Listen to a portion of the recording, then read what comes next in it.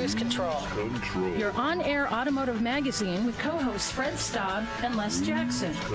Everything you need to know about new and used cars. Industry news. We'll fix or repair your car on the air. Fasten your seatbelts and let us take the wheel. Now, your ride is about to begin. Because you're on Cruise Control. Cruise Control. Cruise Control.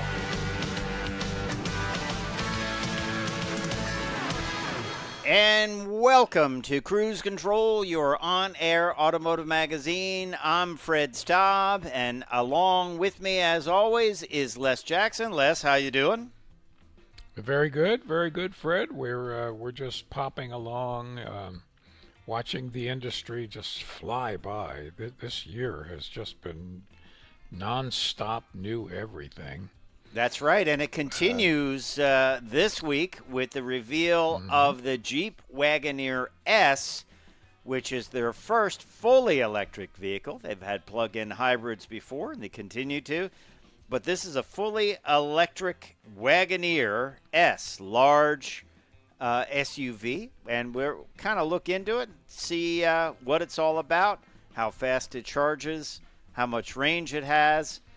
And I'm sure it's going to be affordable, don't you think so? I'm sure that will be the case. It's actually very attractive looking. Yeah. And we're also going to tell you what's new for the 2025 BMW 3 Series and M3, which of course the M means high performance. Pretty cool stuff. And I'm sure it will be. Yep. And then also, we're going to tell you about why Volkswagen dealers are very happy that one of their electric models was delayed. Seems odd that they'd be happy that a model was delayed, but hey, there you go. I guess it's good to be happy. Well, yeah. And a new study says only one EV offers what American consumers want. Interesting. Is that the Rimac? Yep. Well, we're not going to say yet, but okay. But we have 49 EVs out there, so count them. We'll get into that. Yeah. Plus, California has a pilot program to charge you by the number of miles you drive, tax that is. Will this idea catch on? They also want to put a indicator in your vehicle that beeps when you're going over the speed limit. Once again, those things used to exist back in the 60s. But yes, they did. We'll talk about both of them, maybe even get your opinion on that. All that and more on Cruise Control when we get rolling. And, yeah, a lot to get to, Les. Jeep, they also said, in addition to this Wagoneer, that will not be an entry-level price, they also said they're going to have a $24,000 all-electric Jeep model in the future. Didn't offer many details on that, but you can venture a safe guess that the Wagoneer S that was released this week or revealed this week will be more than $24,000. I think it's safe to say that. Yeah, so it's also safe to say that we are just getting started on Cruise Control. We will be right back with your on-air automotive magazine, so stay tuned.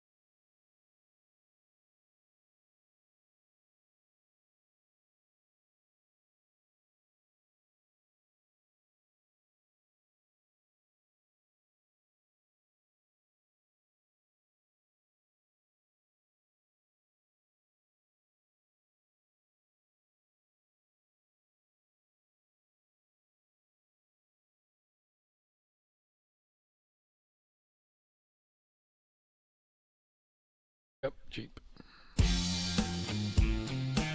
Cruise Control. And welcome back to Cruise Control. We are going to start off with the Jeep Wagoneer, which of course is well known. Been around many, many years, but the electric ones haven't. Pure EV. This one, this is cool. It's just been introduced, and it's slick looking, in my opinion. It's of course a full EV, which means it packs a whole bunch of torque, 617 pounds of it. Yeah.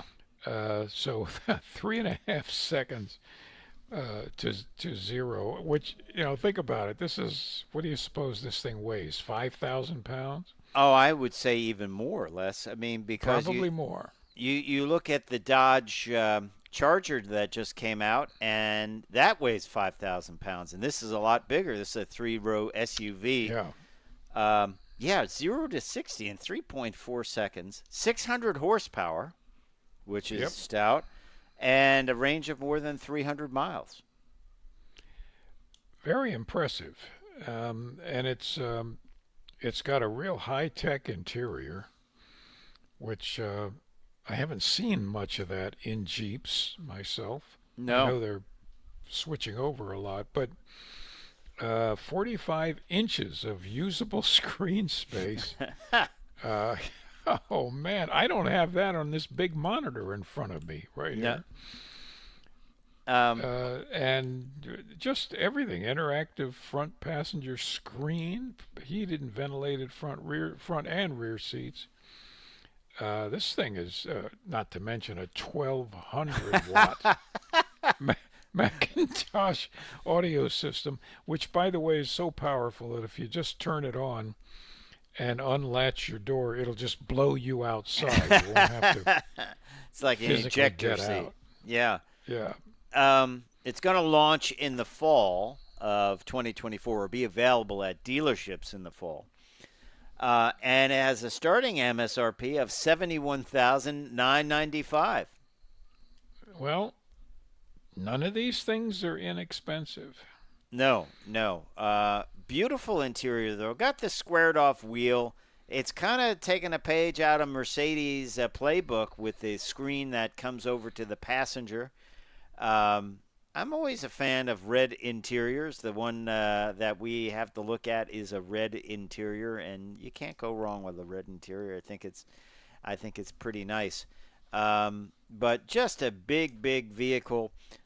Incredible 0 to 60 time. I would like to know the weight. I don't think we have the weight. It's built on the STLA large platform. And it's flexed to adjust the length, width, suspension, and powertrain to tailor it to whatever kind of vehicle you're building. I'm sure they flexed it pretty hard to build this big vehicle. The thing is, on this, the styling is similar in many ways to other Wagoneers. So if that appeals to you, where you're not trying to say, hey, I'm driving an electric car. I mean, the grille lights up blue and all that, but if you didn't know, it could be a gas-powered vehicle as well, couldn't it?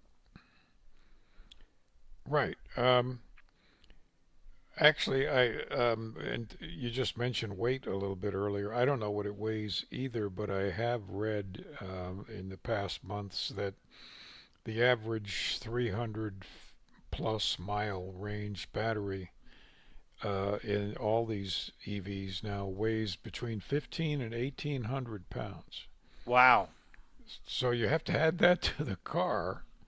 Of course, you don't have a gas engine or all that, but you have an electric motor and the car itself. So, yeah, I think you're right. I think it's 6,000 pounds or over.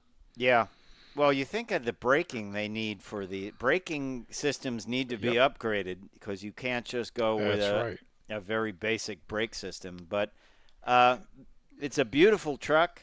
I think it will do well for them because I think Jeep buyers like the look of the current vehicles. And this one, I don't know whether there's a term for it, but maybe you've seen this, Les. Certain electric vehicles have the same configuration as a gas-powered car or truck. You open the hood, there's the motor. It's just where the engine would be. There's no frunk. The dimensions are the same. Others are like a Tesla or some other ones. The F-150 Lightning has a frunk, and they're a little bit configured differently.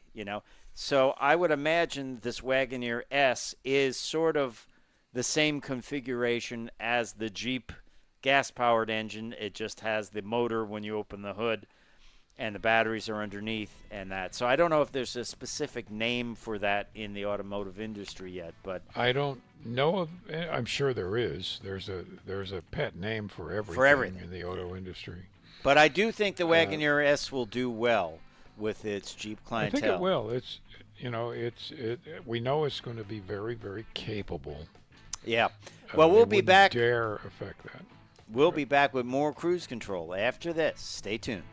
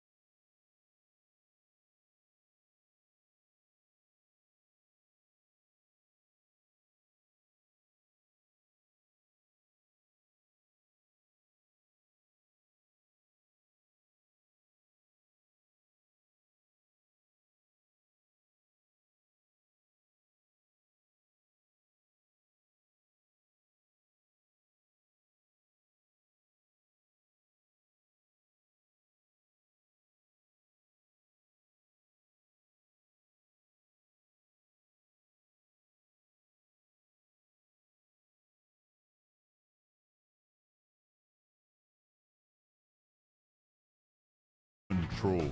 And welcome back to Cruise Control, your on-air automotive magazine. Fred Staub and Les Jackson. Les, you're in a good mood today. Well, I'm in a good mood because I don't have to paint anything today. Okay. Not having to paint is a good thing. Hey, I just want, we were talking about Jeep. I've learned something this week. I was reading. And, you have to read with a very fine-tooth comb these days because I find you do. There's a lot of people putting up automotive information that is just flat out incorrect on YouTube and other places. For example, you and I have been talking about BYD, right? Bring your dreams, build your dreams. And Right. and this guy on YouTube said, yes, they're bringing those Chinese cars to America, and they're going to sell them starting in the next couple of months. Wrong. They're not. There's no plans. There's No, they're not. 102% tariff, and will they in the future? Maybe, but even the head of the company said we have no plans at this time to sell it in the U.S. So certainly, not saying it won't happen in the future, but there's no imminent plans to launch them in the next few months. No. This person said, I wouldn't they're put an building a order dealer in. network, and Yeah. so there's a lot of disinformation out there. So go to the source, There's cruise control. Awful lot. Yeah. Awful lot. But one thing I did find, and I had to check on it because it seemed strange to me, but we were talking about Jeeps before the break, and they have the new Hurricane engine that's coming out, and it's being integrated into Rams and Jeeps, and it is the Hemi replacement, right? It's a twin turbocharged straight six engine, and they call it the Hurricane. What a lot of people don't like about it is it's missing one thing that's been around forever on engines. Can you take a guess? It's got to be the most outdated but effective piece on your car or truck. Huh. On an engine. It's on the engine. On an engine, probably a oil Low tech. level gauge. Yeah, well, oil level. Wait. Go ahead. Attack. No, it's the dipstick. They're doing away with dipsticks. Oh, man. No I think dipstick. that's a terrible idea. You're expecting a sensor to tell Yes. you when you're low on oil? You can't look at the oil. You can't smell the oil. You can't. I mean, you Wow. can stick your nose in the the oil fill, I guess, and stick your finger in it. But you can't check the oil, and the system just tells you when to change the oil. You can't look at the oil, saying whether it's clean or dirty. It's all electronic sensors, and it's apparently pretty common on some European engines. Dipstick, it's a metal piece of thin metal that goes in your vehicle. It costs about $2 to make it. Yeah. And there's something else that I'll bet you don't know about all of your turbo-equipped engines Okay. in all today's cars. Okay. You remember in the old days when you had a turbo, you had to, after you finished driving it, you had to sit in your driveway and let it idle for about a minute to cool down. They actually had something called a turbo timer that you would shut the key off, that's but right. it would run the engine for however long it needed to cool it down. Yeah. Well, guess what? You still do. Really? If you read the owner's manuals on any of these cars with turbos, which is every manufacturer has them, Yeah. they tell you when you finish driving just to drive slowly when you're approaching your house and pull in your driveway slowly and let the engine, not be under any stress for just a 30 seconds to a minute. That's to let the turbo cool down. And nobody reads their owner's manual. No, nobody so- does. Yeah. Well, like for example, There. I pull into the development and I'm driving 10 miles an hour, something like Yeah, that. Same here. Is that good enough to drive? It's good enough, right? Okay. Right. I mean, But it's if you, fairly significant distance. I mean, it's, but I'm not going to come in my driveway at 60 miles an hour, although I have seen people do that. well, I've been known to do that, but that's a different story. Yeah. But, for instance, if your house is on a real steep driveway, Mm-hmm. you're really loading that engine. When you get to the garage, just relax for 30 seconds as you pull in and let it, take a deep breath. Okay. Seems good. So there. Yeah, seems good. It's sort of the equivalent to jumping out of bed in the morning. You got to ease into exactly. it. You don't you want it to stretch. Good. Is 'cause this the turbos, holistic? This sounds like holistic driving to me. This is holistic. I'll tell you what, I'm going to claim that Okay, as for please do. myself. Well, Holistic driving. let's holistic drive. You may be able to do holistic driving in a Well, BMW 3 Series, right? no, that's a ballistic driving. Okay, excellent, excellent. Thank you. That was that. I'll claim that. I think that is a good one. Worldwide launch for the 2025 BMW 3 Series happening in July of 2024. But um, we have a lot of information on it. Production is going to begin for the U.S. in August. We have a lot of information on it, though. Mild hybrids across the board for these vehicles. You can get it's a 48-volt mild hybrid system. The 3-liter inline 6-cylinder engine comes in the M340i models, and that will maximum output of 386 horsepowers. And then the 330i gets a 2-liter 4-cylinder engine with a 48-volt mild hybrid system. That produces 255 horsepower. At between 4,700 and 6,500 RPM. Stiffer chassis, a new operating system for the iDrive with an 8 they call it system 8.5, enhanced navigation, individual user experience with BMW ID and BMW My BMW app. So a lot of new features on the BMW 3 Series. Interesting. Do you know all BMW 3s that are produced for the U.S. market are built in the BMW Group plant in St. Luis Potosi in Mexico? I did not know that. Right. Yeah. I didn't know that until that bit of media information came to us. Yeah. I'm sure it's a very, very well run plant. So Let's talk about pricing. The 330i starts at $45,550. The 330i xDrive, the all-wheel drive version, pops up to $47,500.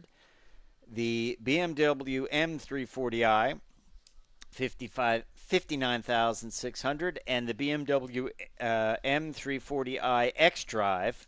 They are supposed to stop with the confusing names, but they haven't got there yet. yeah. $61,600. Now, we also have information on the M3, the 2025 M3, and more power for M3 competition.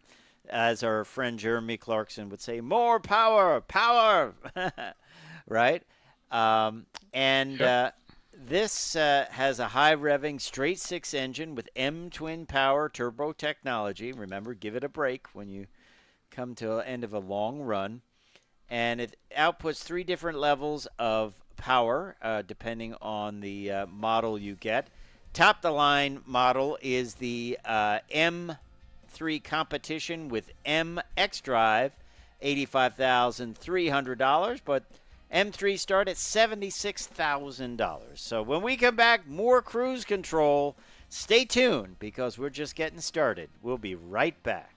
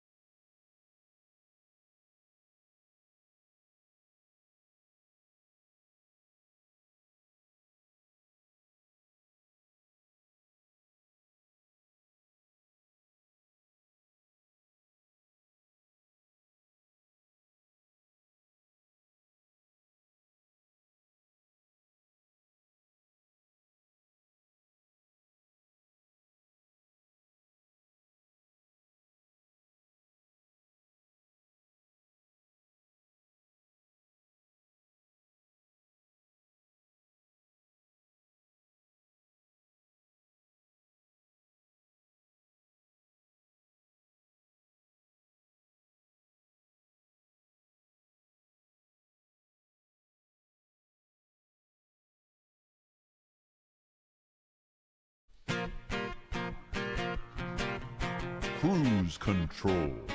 And welcome back to Cruise Control. Fred will be back in a second. He's choking on the price of the M3s. Now they do, they have 523 horsepower, and the competition, I don't know, what's the maximum? It's, it's plenty. It's adequate. Thank you. That was adequate. Adequate. It comes to speed efficiently.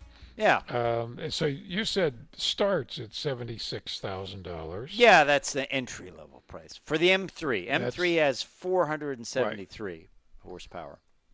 And then the competition is only $4,000 more. Exactly. It doesn't, no, seem that you're getting 503 horsepower there. That's a nice upgrade, and then you can get it in lime green. Well, there's something we need to speak to BMW's chief designer, who's known as Colorblind Wilson.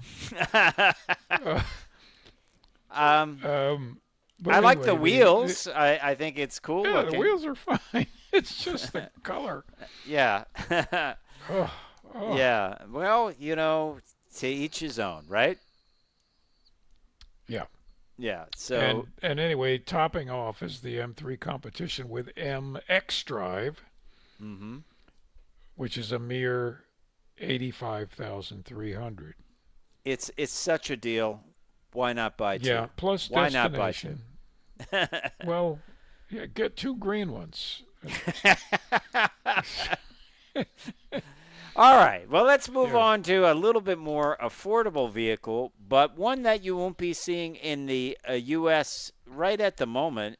And weirdly, dealers are delighted that this vehicle has been unexpectedly delayed. And that is the ID7 electric sedan. Looks like a wonderful sedan from the folks at Volkswagen. Dealers weren't expecting an electric sedan in the EV plans. Turns out it's being delayed, and the dealers are happy because, let's face it, they don't want to sell sedans, right? This is, I find this disturbing a little bit, that dealers who traditionally were just happy to get anything the factory sent them, the idea, well, hey, you send it, I'll sell it. Right. Barstool, powered barstool. Yeah. They just make more and more and more money. But I guess I believe they're afraid of electric vehicles.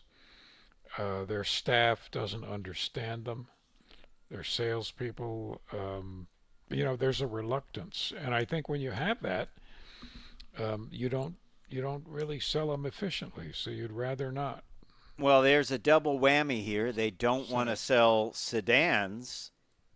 Many manufacturers. So not only is it a sedan, it is an expensive sedan, and it is an electric sedan. So they feel that, hey, that's got multiple uncomfortable things for the consumer today. And I know, Volkswagen.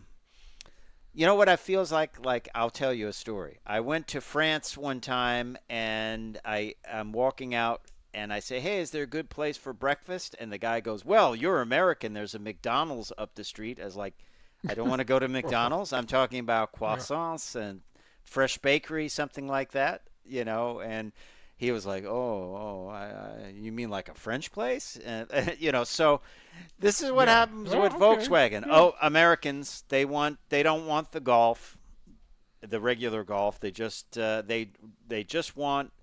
SUVs and crossovers, and that's all we're going to get. So we have these other great vehicles in our lineup.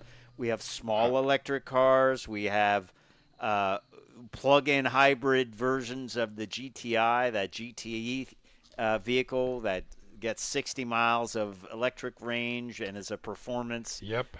I would love that. I thought, wow, that sounds kind of cool, but we don't get them. We don't get them. Yeah, we don't. Well, that's because 78% of the buying public buys SUVs, and another 12-13% by pickup trucks.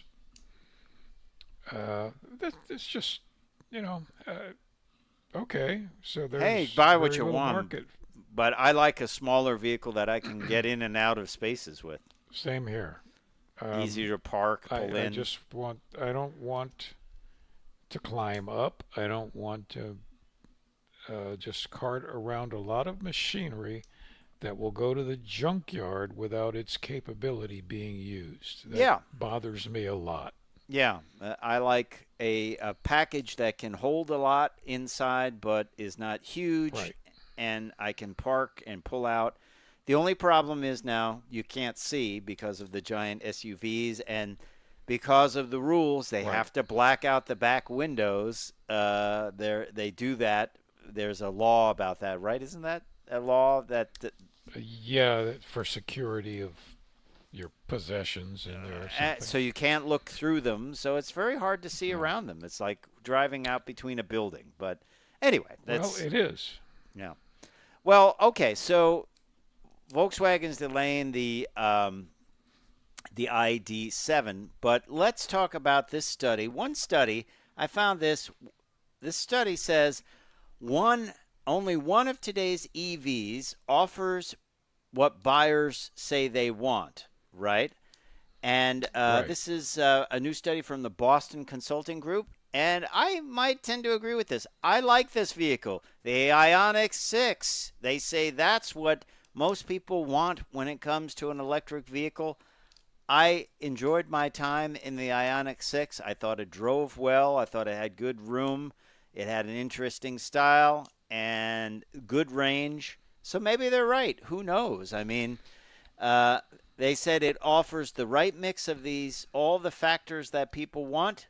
The Model 3 wasn't far off the rankings, although I think the Ioniq 6 has much better quality and design. They want 20-minute charge times, 350 miles of range, a price of $50,000 or less. I remember this one was around, that I tested, was around $43,000. And a less than 30-minute total stop time to charge. The Bolt EUV, they come close but fall short on range. Model X long range come closer to consumers' desires except for the price, which exceeds the $50,000 price target. Once again, I think Hyundai and Kia do such a good job that they could be the electric car leader. I agree. I like the Ioniq 6. I thought I could live with this electric car. It seems pretty good to me. So, Yeah, but now obviously they're not looking at the expensive electric cars. No. With all of the super luxury features. Interestingly, I was talking to a friend yesterday at lunch, and they're buying a Tesla 3. I'm sorry. I couldn't convince them not to, but they're the basic 3, which is being dumped on the market, Yeah. is a deal, but that you get 270 miles range. If you want 350, the bigger battery is $9,000. Oh, my. To which, we talked about it a lot. He's an engineer also, so I said, I don't think you can justify $9,000 over the life of the car that is only getting you, 60 more miles. Yeah. It doesn't roughly. seem like And, it's priced right, does it? well, no, and it's heavier, so you're going to spend more for brakes and tires. You're how many trips do you take where you have to go more than 270 miles one way? Yeah. I said, well, maybe one a year. And I said, well, Rent a you car. could either plan for a fast charge somewhere or rent a car. Yeah. What You can what rent, about build quality? Does he care about that, or Well, you know what?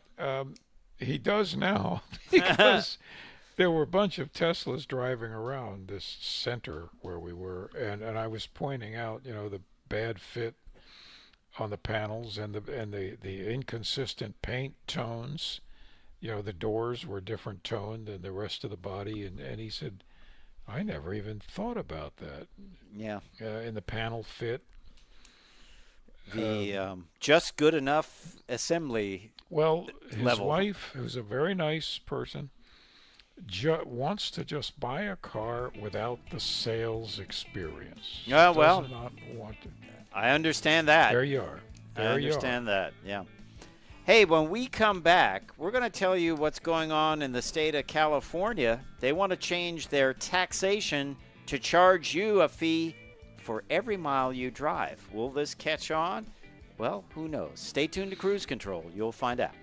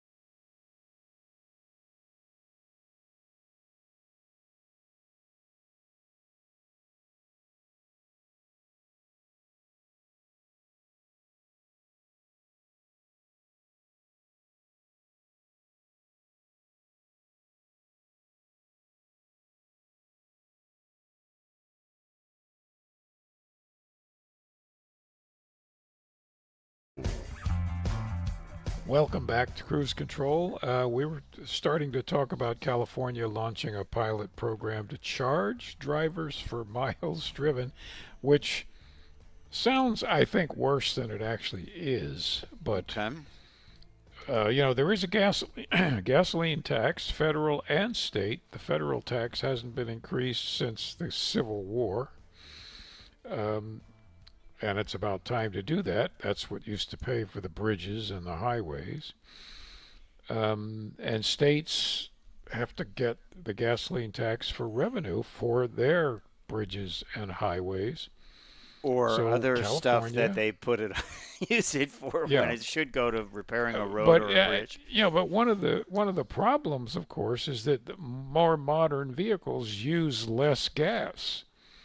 They also wear the Although- road down more too. They wear the electric road down more, and so that that's a problem. And of course, electrics don't use any gas, Mm-hmm. and so that's it's an interesting problem. Virginia actually tried passing a bill to do that a couple years back, and it failed. But it's inevitable that it'll happen again. Mm. Yeah, Well, because Here's some factoids Yeah. from the article. On average, Californians pay about $300 a year in state gas taxes, which seems low to me because have you seen gas is like $8 a gallon out there, right?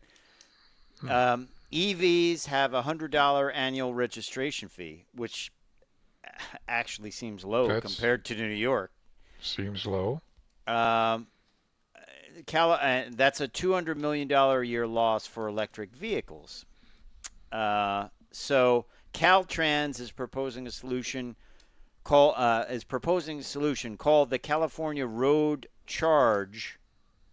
California Road Charge, which would record the number of miles driven annually and tax motorists accordingly. The rate hasn't been set because the road charge remains at a prototype stage.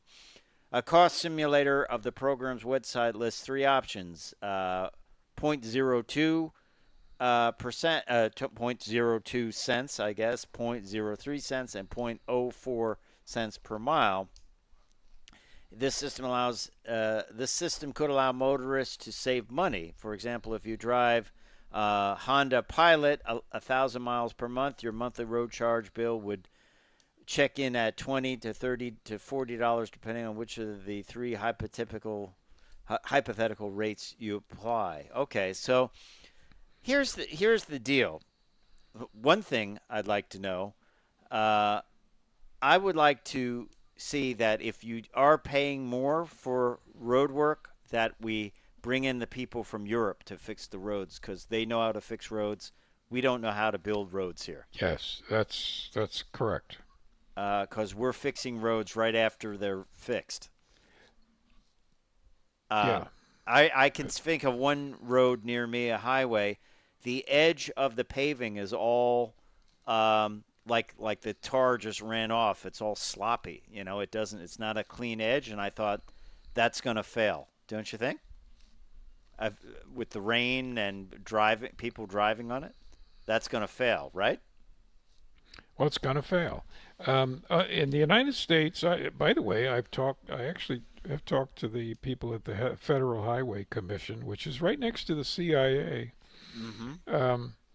And they explained this, and it makes perfect sense. They said in America, the typical road is constructed for cost reasons to a 20-year life cycle.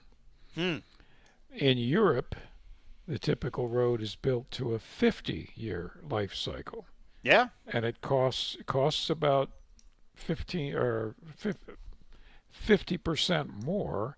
Obviously, that's the right way to do it, but Americans don't want to pay the taxes and the costs of doing that. And that's even though our total tax system in this country, nobody believes it, but it's true, is we're the fourth lowest tax rate, total tax rate in the world.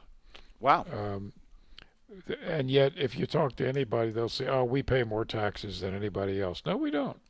We pay a whole lot of money for our defense system and other stuff, but our tax rates are quite low. So anyway, that doesn't it's solve so it. well spent when we buy ships and It's spent just retire them after brilliantly. 5 years Exactly. when they're supposed to last 25. But I will say that we who want the roads, which we need because we use the roads, we should be paying something and always have been paying something for the use of the roads. And whatever that is used to be the gas tax, but it doesn't quite work anymore. And trucks don't pay their fair share.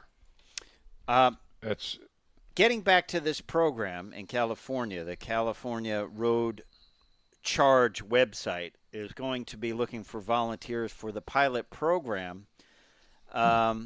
And how it works, they're going to look for an unspecified number of people in July 2024. The motorists will be asked to make monthly road charge payments between August 2024 and January 2025, and they'll need to fill out 2 surveys about their experience. The state will refund their gas tax or their EV registration fee at the end of the program. And to make the deal more enticing, they will give participants up to $400 in gift cards. Okay, that's interesting. Well, I'm signing you up right after the show. But I'm not in California. How can I? That's your problem, Fred. I don't. Well, it will be 0 because I'm not driving anything in California. Well, that's right. You are not driving anywhere. Well, we'd like to get your opinion on this. What do you think about this? Would you, A, sign up for this pilot program, and B, do you think it's a good thing to go about, using the money to fix roads? Let us know. Drop us a line on our YouTube page, or Cruise Control Radio YouTube page, or our Twitter feed, or Instagram, or Facebook, anywhere like that. Also, while we're on California, they're looking at a new bill would require manufacturers to put technology that alerts drivers when they exceed the speed limit by 10 miles an hour, sort of like a buzzer or beeper or chime. This was in cars. I remember a friend getting an old car from the 60s, and he couldn't figure out why it would always buzz at him. And I said, there's like some kind of thing called speed alert or whatever. And it was a mechanical thing on the speedometer. Yeah. Yep. So what's old is new again. That's right. I think they used to call them something like mileage minder or something like something. That. Yeah. And it would start buzzing what's buzzing? And you could set it, for any speed. Yeah, it was very manual, very like a knob that it hit a point in the speedometer and then it would make a buzz. Yeah. I was just driving a vehicle and for at the wheel review, and I noticed that every time it got near a camera, it would start pinging, ping, ping, ping, ping. I was like, "What's going on?" And it was a speed camera that it would, wow. But I didn't know what it was. It's like, what's wrong? Like, did the brakes just lock up or something? So I don't know. Will speed limiting tech go into California cars? I mean, it's hard. It's easier today, but it's kind of hard for manufacturers to put the state-specific stuff in, right? Well, it is. Yeah, if it's nationwide, okay, but state-specific, you're asking a lot. Yeah. Hey, we appreciate you listening to Cruise Control. Don't forget to check us out on all our social media. Drop us a line, story you'd like us to cover, or whatever. Time for me to say I'm Fred Staub. I'm Les Jackson. We're going to see you down the road. Bye.